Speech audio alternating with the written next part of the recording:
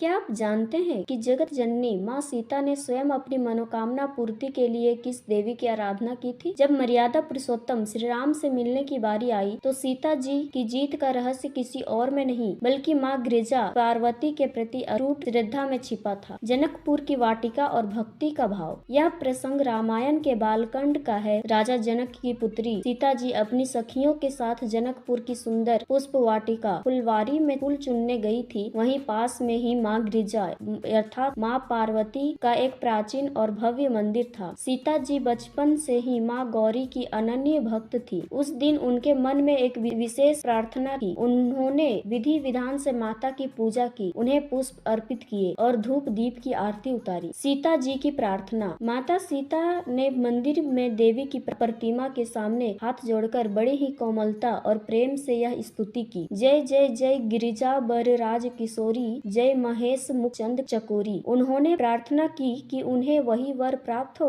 जो उनके मन में समाया हुआ है, अर्थात श्री राम। उनकी भक्ति इतनी निश्चल और गहरी थी कि मंदिर की जड़ प्रतिमा में भी चेतना जागृत हो गई। भक्ति का फल जब प्रतिमा मुस्कुराई। कहते हैं कि सीता जी की अनन्य भक्ति को देखकर माता पार्वती की प्रतिमा प्रसन्न हो गई। माता के गले की माला नीचे गिर गई और उनकी प्रतिमा मुस्कुराने लगी। देवी ने सीता जी को आशीर्वाद देते हुए कहा, सुनी सिया सत्य आशीष हमारी, पूजनी ही मन कामना तुम्हारी। अर्थात हे सीता, मेरी यह आशीष सत्य है, तुम्हारे मन कामना अवश्य पूरी होगी। माता ने भविष्यवाणी की कि जिस सावले और सुकुमार राजकुमार राम पर तुम्हारा मन रिझा है वही तुम्हें पति रूप में प्राप्त होंगे। कहानी का सार। यह प्रसंग हमें सिखाता है कि भक्ति में ही शक्ति है। माँ सीता जो स्वयं लक्ष्मी का स्वरूप थी, उन्होंने भी सांसारिक मर्यादा को निभाते हुए यह दिखाया कि जब हम पूरी श्रद्धा और समर्पण के साथ ईश्वरीय शक्ति के सामने झुकते हैं तो स्वयं विधाता भी हमारी इच्छा पूरी करने में सहायक बन जाते हैं।